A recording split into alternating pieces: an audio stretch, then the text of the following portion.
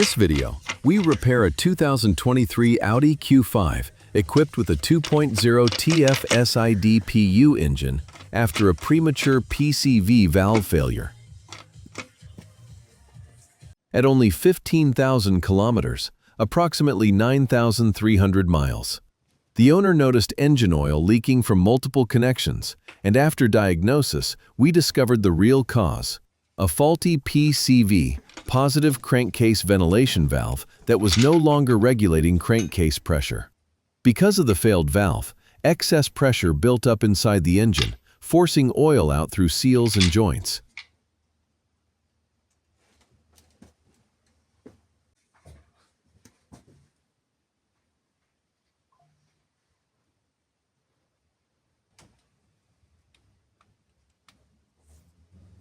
Some camshaft cover bolts also needed tightening. A clear symptom was noticeable at idle. When opening the oil cap, the engine changed RPM and sound due to the incorrect crankcase pressure.